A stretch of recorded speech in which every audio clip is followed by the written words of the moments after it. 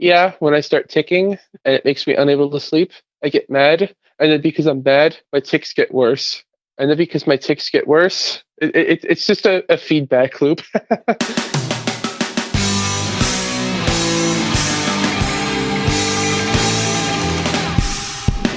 Hey everybody, it's Ben. Before we get going, just indulge me for a second. Tourette.org/awareness month.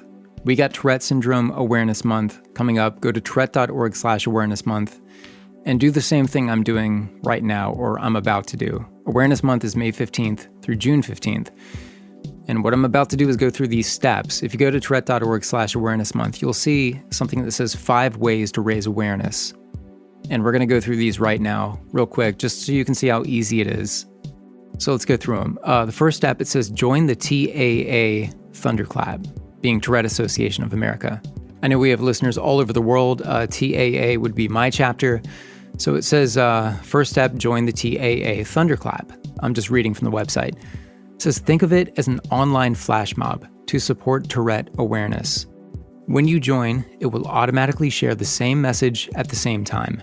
Your posts of support will be released in one loud social media voice on May 20th at 9 a.m. Spread awareness and promote acceptance of Tourette syndrome and tic disorders. Okay, so basically what this is, you click this link. It says join the TAA Thunderclap. Okay, so I just clicked it. It takes me to a new page. And basically what I can do is it'll give you some buttons, support with Facebook, support with Twitter, support with Tumblr. I use Twitter, so I'm gonna click that button right now, and okay. So basically what I did just by clicking one button is I added myself to this thunderclap that's gonna come up on May 20th at 9 a.m. That's EDT. So my Twitter account at that time automatically will tweet out, along with everybody else who's done this. Everybody at the same time will tweet out, share on Facebook, this message that says, I support Tourette syndrome awareness. Get involved in National Tourette Awareness Month, Tourette.org/awareness month. So that message is going to be tweeted from my Twitter account at Tourette's Pod, May 20th, 9 a.m. EDT. So that was super easy. That's the first step. Second step, it says customize your profile picture for TS awareness. So basically what this is, you can download, again, at Tourette.org/awareness month. You can download a Facebook cover photo or a Twitter cover photo. So again, I use Twitter, so... Okay, so just by one click, it takes me to an image, a PNG image that I'm going to right-click, save image as. Okay, so I'm saving this to my computer. Basically, it's a banner that says Tourette Syndrome Awareness Month. And I'm going to put that up on my Twitter profile. Okay, so that's 2 really easy steps down. The other things you can do, you can get involved in specific ways. It says participate in Teal Tuesdays. So that's where you wear teal on Tuesdays to support Tourette syndrome. It says if you don't have teal clothing, you can wear bracelets, buttons, hair accessories, nail polish, and more. Be sure to get your friends and colleagues to join you. Post some pictures on social media and tag the Tourette Association. Okay, here's an exciting one. It says Sea of Teal. Join us at the Today Show Plaza on May 15th. So that's Rockefeller Center, New York City. So people involved with the Tourette Association are planning this big showing of teal at the Today Show Plaza. Again, that's at Rockefeller Center, Tuesday, May 15th at 6 a.m.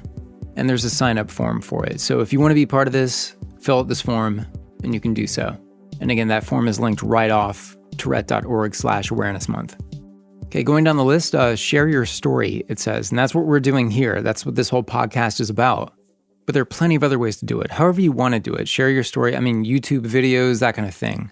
There's some guidance on the website here. Obviously, we're going to keep this podcast rolling. We're going to be actually booking interviews pretty soon for season 2. I'll talk about that at the end of this episode. But however you want to share your story, your pick. You can also contact your members of Congress. There's an easy link here to do that. And you can make a financial donation to the Tourette Association. So I'm going to do that right now.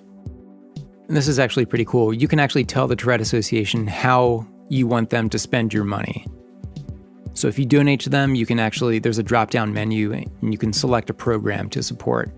Or you can just click this button that says, use my gift where it's needed most. So that's what I'll do.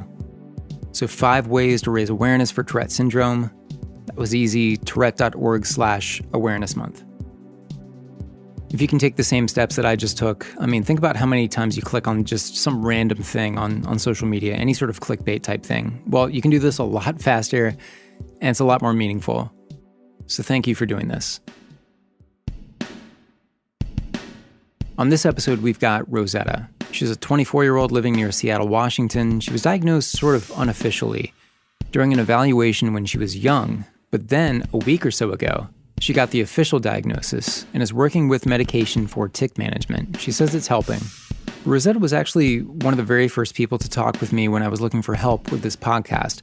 She came through and was one of my first interviews at the start of this year. And at that time, before the medication I just mentioned, she actually said she was getting a bit of relief by way of a fidget spinner, which I'd heard about lightly in terms of ADHD and autism.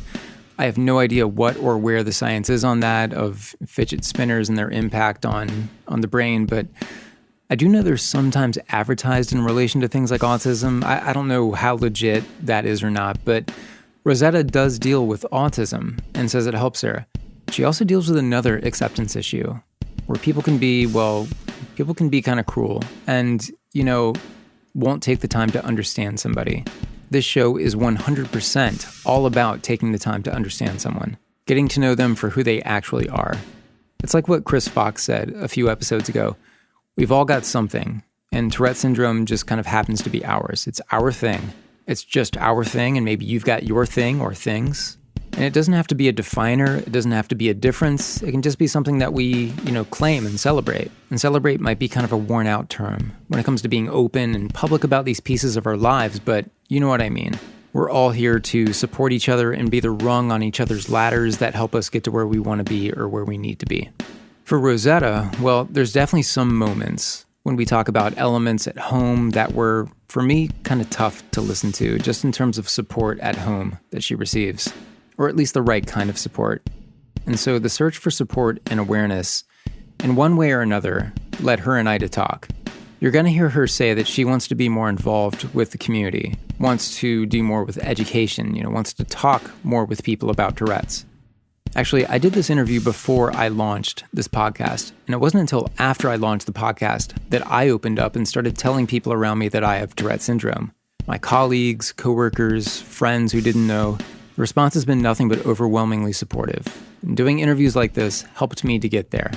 So when you hear me during this interview talking about not really being open about it and kind of wondering how to do it, that was the case at that time. And people like Rosetta helped me through it just by talking. So here we go.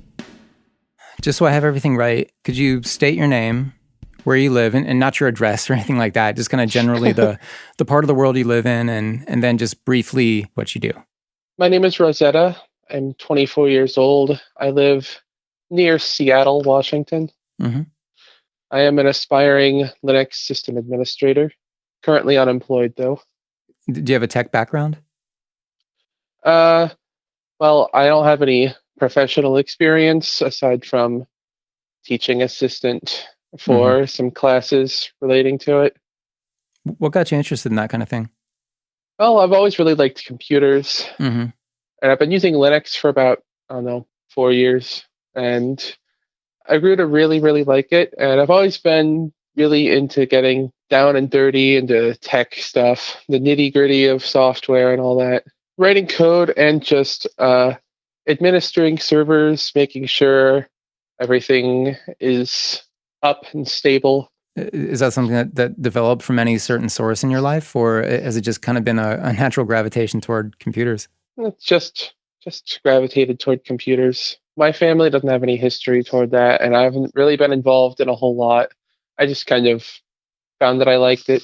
Are you cool with talking about what you deal with tick-wise? Yeah, sure. Well, I have a couple of phonic tics. You've heard my kind of squeaking, almost hiccup tick. I've been doing that. And also palilalia, where I repeat myself, and sniffling as well. I have a few motor tics also, where one of them is where I kind of tense up my shoulder and end up kind of jerking my arm back a bit, and sometimes I do a hard blink or jerk my head. And does that round it out? Is that most of what you carry with you? That's most of it, but um, sometimes I it's kind of like coprolalia, but not quite. Right. I'll say a couple of select phrases that aren't exactly pleasant. Is that triggered by the situation, or do you find, being around a certain type of person, or being under a situation of stress, or when does it seem to come about? Is there any rhyme or reason to it?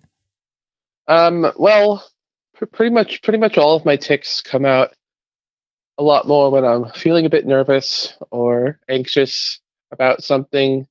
Though it could just come about when I'm feeling any kind of intense emotion, like if I'm really mad or really happy or feeling really sad. To rewind, I mean, when did you learn that you had Tourette syndrome? And I'm only asking to get a sense of how long you've been dealing with Tourette syndrome in your life. Well, it was first documented in me when I think I was 12, and I'm 24 now. What do you remember what your earliest tics were? I mean, for me, I fluctuate. I have tics that come and go and change over time and kind of evolve. What's that been like for you?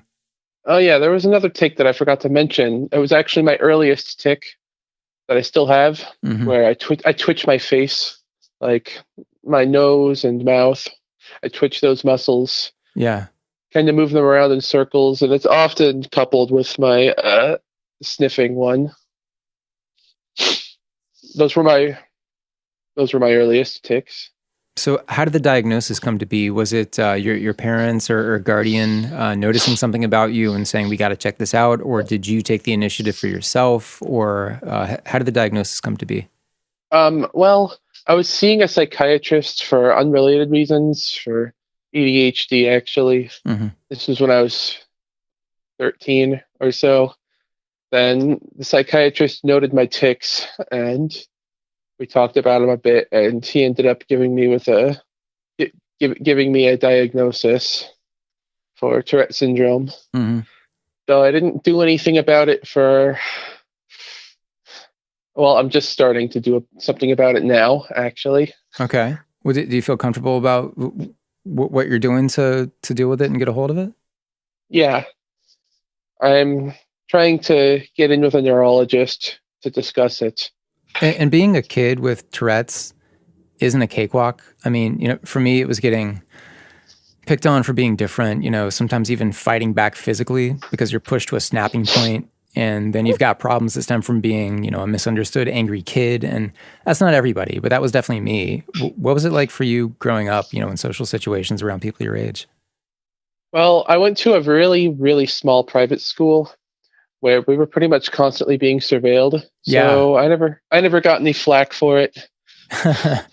That's kind of me too. I went to a small private school too, so I didn't interact with hundreds and hundreds of kids who I'd see in the hallways and didn't know. It was a tiny classroom with maybe 25 kids, and we were in the first grade together all the way up to like sixth grade together. Same group of people, maybe a little bit of fluctuation, but it still wasn't easy. But I think they just got used to me.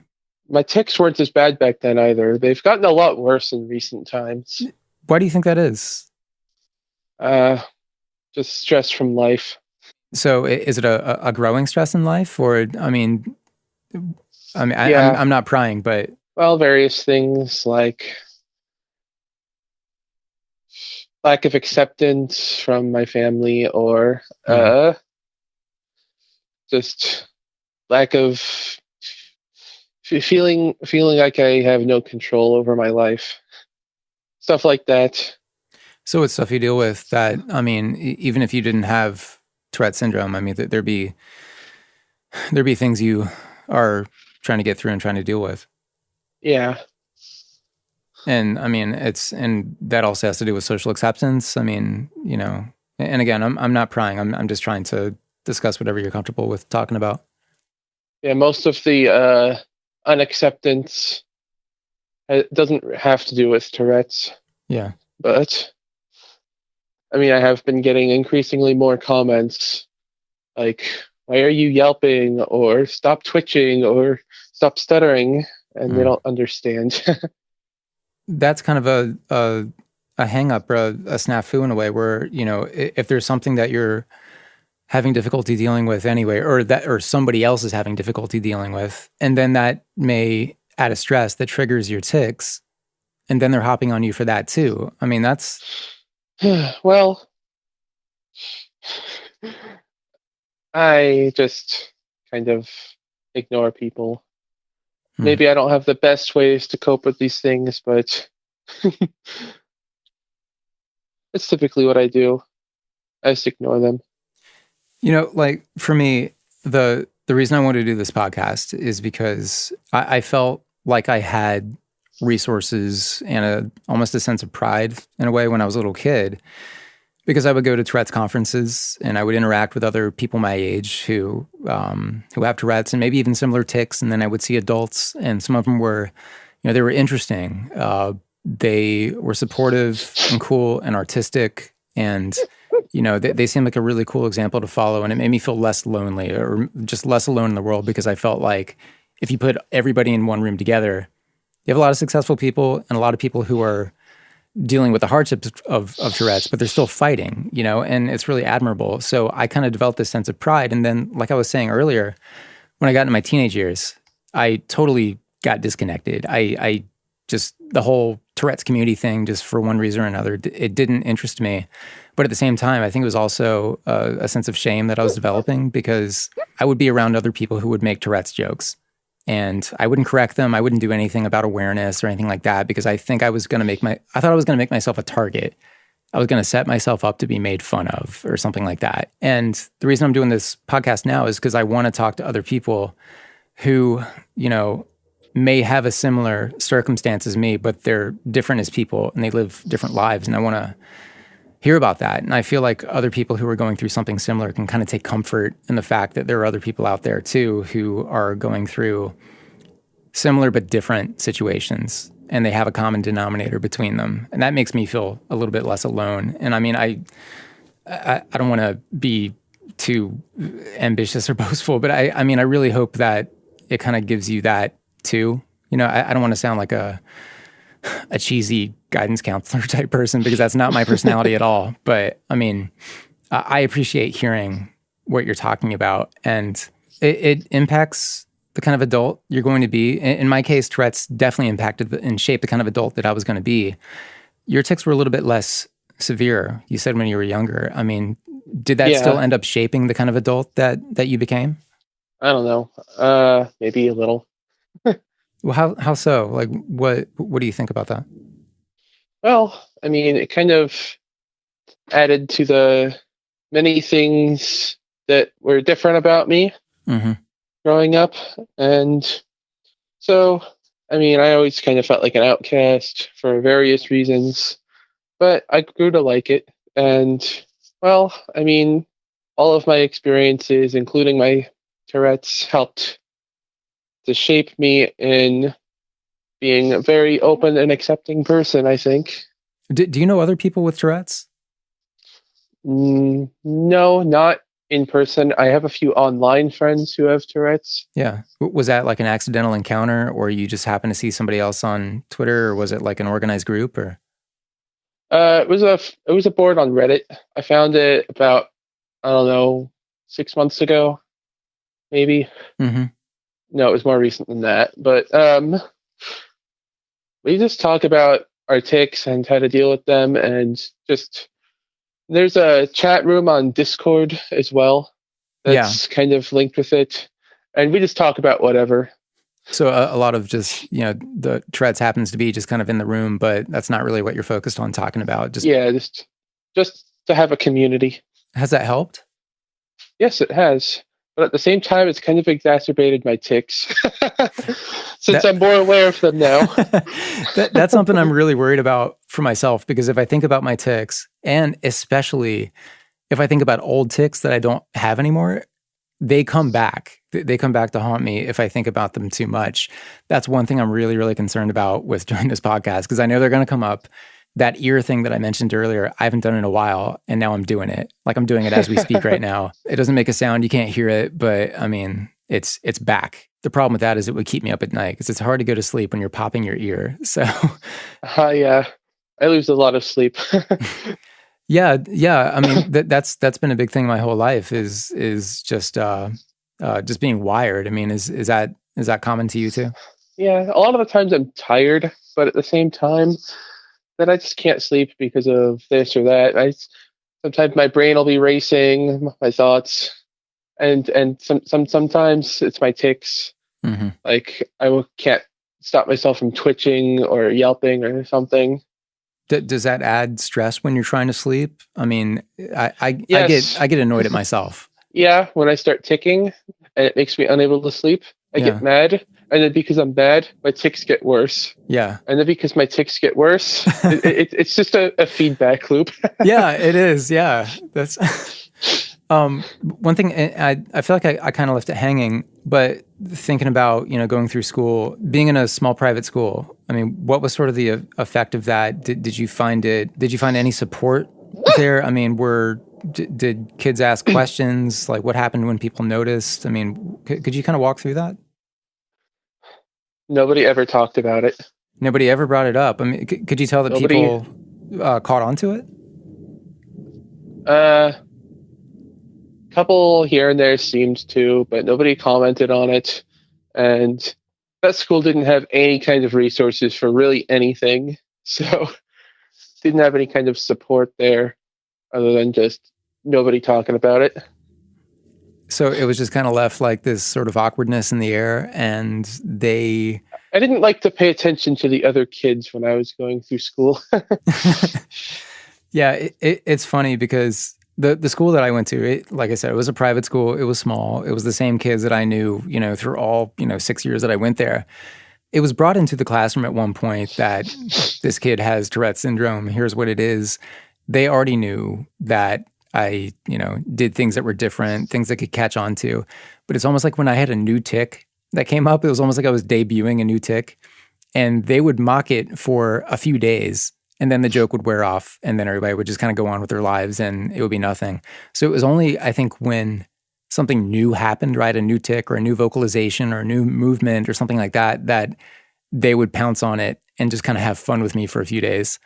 When it comes to awareness, what's the biggest thing you want people to know about Tourette syndrome? I mean, what's the big void to you? Well, one thing I really want people to know is that I can't help it as much as a lot of these people seem to think I can. Mm-hmm. It's not as easy as just don't do that. Right. Yeah. The cure for Tourette's is just pretend like you don't have it when you're in public. It's like what I want to say to them is like try holding in a sneeze for the next 15 years.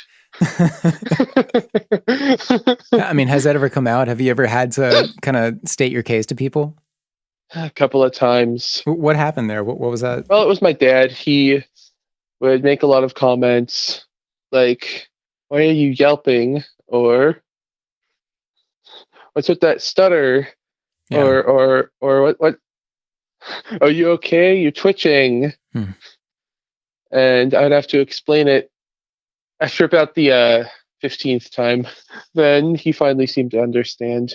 Well, did understanding also mean support? And I mean, how big was that understanding? Well, he stopped asking me about it.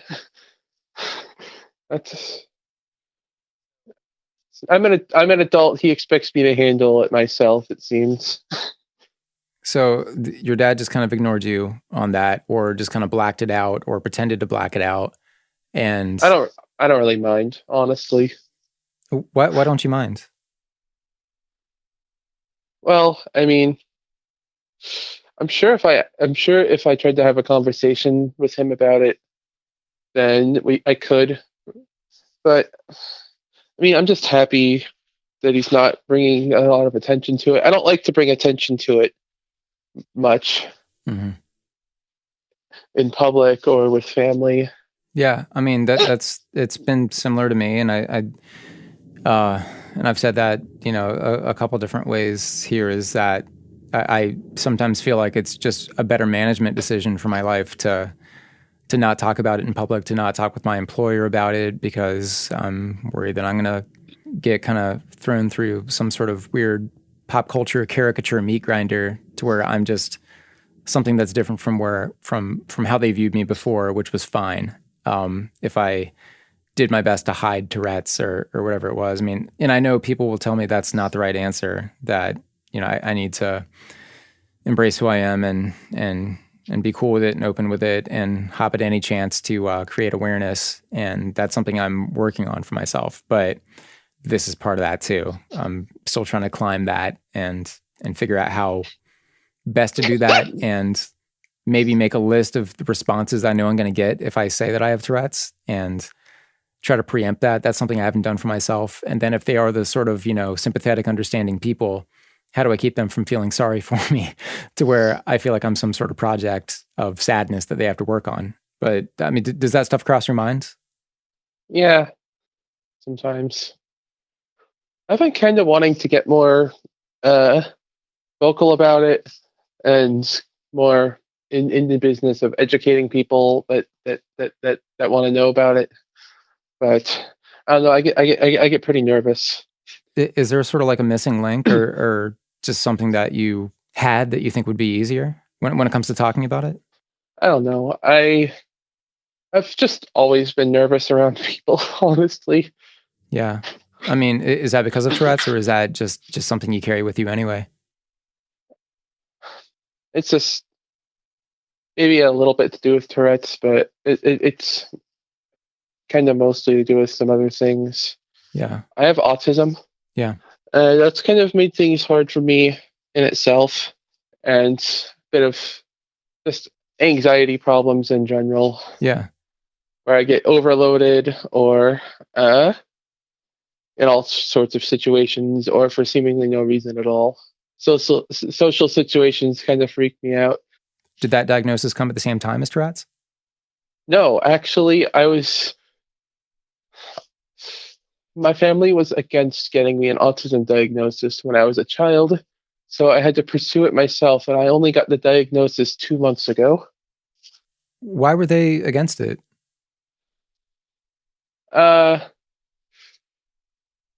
in my dad's time, then it was very highly stigmatized, Hmm. and he was afraid that I would lose a lot of opportunities if I had that label on me. So it gets repressed as something you deal with, and I mean, and that's supposed to help, or I mean, it's just, I don't really get it myself, man. but that was the logic. So why have you been wanting to get more into awareness? I mean, I understand, it kind of helping you.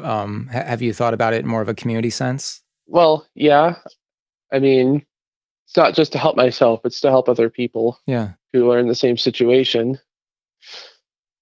If I can get the information out there and help people to understand Tourette's, then I feel that maybe I could make life just a little bit easier for other people with Tourette's. Yeah. I mean, have you thought about how you would go about that? Would it be more of an organizational sense, or just being kind of like an individual piece of support for other people, or what are you thinking? Well, I'm pretty open about it online, and Yeah. I have, as a result, met a couple of other people with Tourette's, just even outside of Tourette's circles, and we sometimes talk about it, and I tend to educate people anytime they have questions. And really, probably my biggest piece of activism is just doing this interview. What, if there's one thing that you want the takeaway to be, or one thing I might miss, or something I didn't ask about, or what do you think the best case is for doing an interview like this? Well, I really hope that this reaches a lot of people so that, well, people can learn more about Tourette's, and just and getting kind of personal accounts like this out Hmm. there helps to more, I guess, humanize it, if that Yeah. makes sense. That's been the biggest thing for me. Not even all my friends know about it. My best friend in the world, he knows.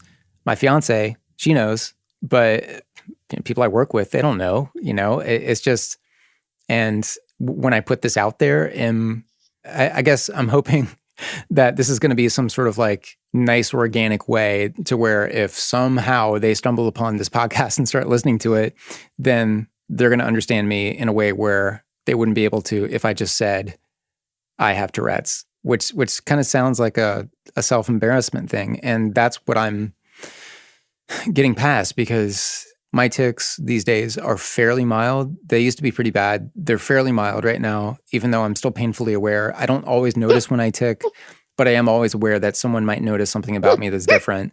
But that stigma is what kind of made me chicken out of owning it and being proud of it, because it's seen as a stigmatized thing. Yeah.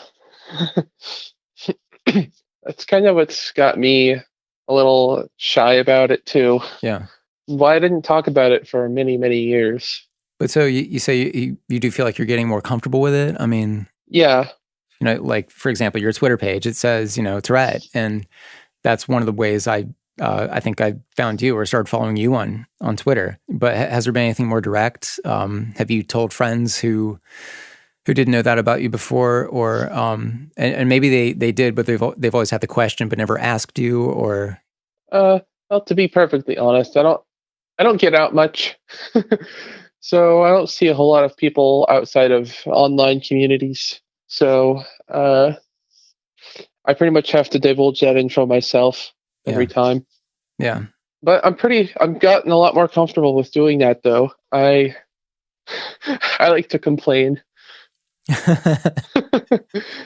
about bad tic days, or yeah. Like, oh, my head hurts because I keep jerking it, or I keep yelping and it's really annoying, or stuff like that. And it kind of sucks that Tourette's is the kind of thing you have to apologize for more than just venting that, like, oh God, I'm having a bad day. Instead of like, oh God, I'm sorry for my tics. I think it was Shane Festel where he said, like, I'm just not going to live a life of apologizing. I'm just not going to do that. Yeah, I want to get to the point where I stop apologizing for my tics. So, I mean, is that a frequent thing? I mean, so you say you don't get out much, but I imagine that you are painfully aware when you do go out in public and do interact with people or go to the store and buy something, or, I mean, is that the first thing on your mind when you go out? Yeah. Like, I was just at the pharmacy earlier today, and I was kind of having a bad tic day there. I was kind of trying to hold in my vocal ones, but couldn't exactly hold in my motor tics. Nobody ever seems to notice or care though, which is nice. Yeah. And that's kind of gotten my confidence up, noticing that people really don't care.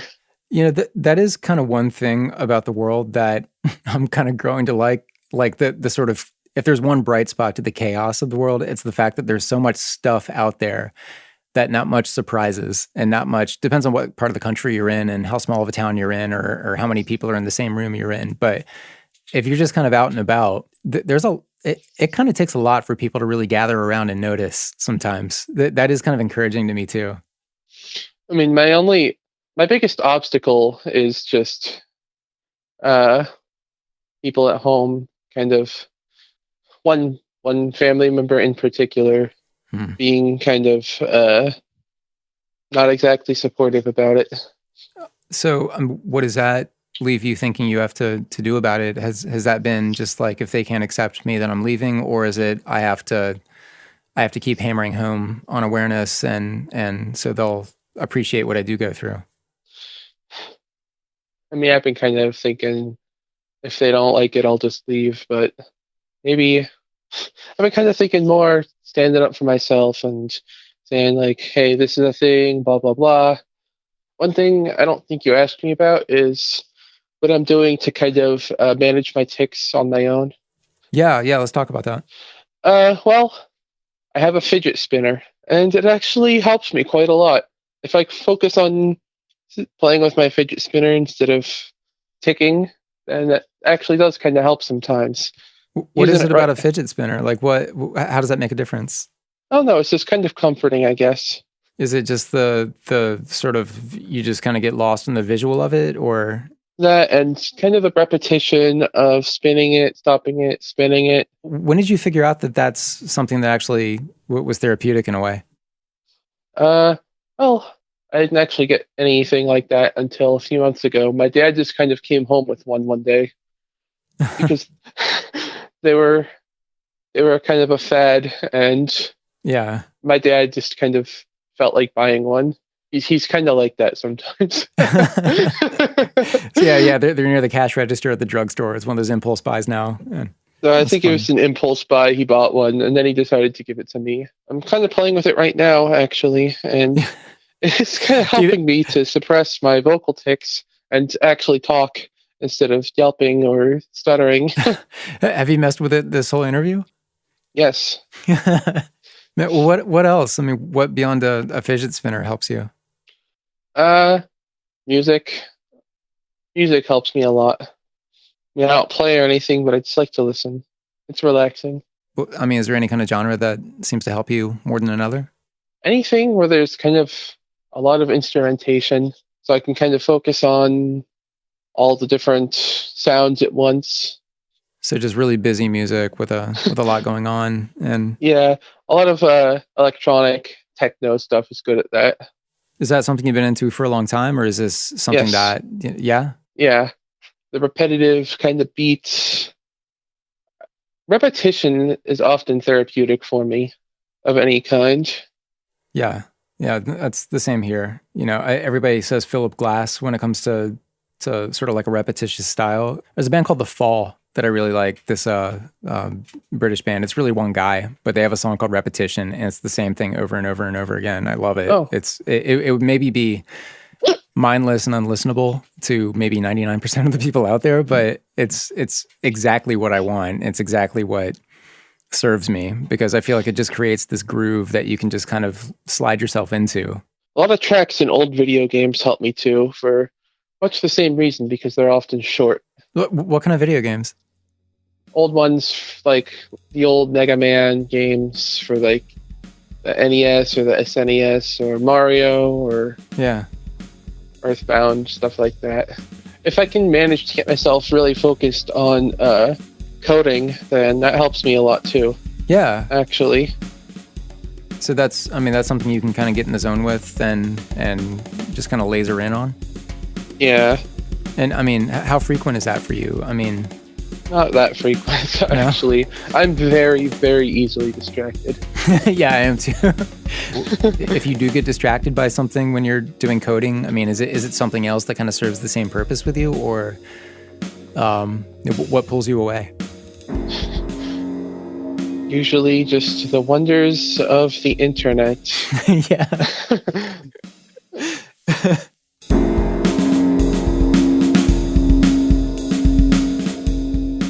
Thanks for joining us on the internet today for episode 13 with Rosetta.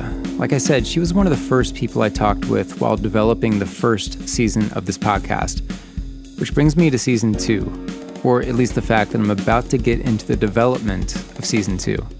That means we're winding down season 1. We've got another episode next week, but we're winding down season 1, and I'm going to have to take a little pause to develop season 2 with brand new interviews. A lot of you have reached out about that, and that's awesome. I'm going to create a little organizational chart for myself so I can set these interviews up, so you may be hearing from me quite soon about that, and I'm talking to the people who've reached out. Thank you so much for making that part easy for me. Also, if you've emailed me and haven't heard back, I've definitely read your email and I will reply. Otherwise, keep the conversation going. I'm on Twitter at Tourette'sPod. You can hear all back episodes at tourettespodcast.libsyn.com, or just make it easy and subscribe on iTunes. Support Tourette Awareness Month at tourette.org/awareness month and tag me in your tweets about it. Talk to you in the meantime, and we'll have a new episode next Friday. This is Ben.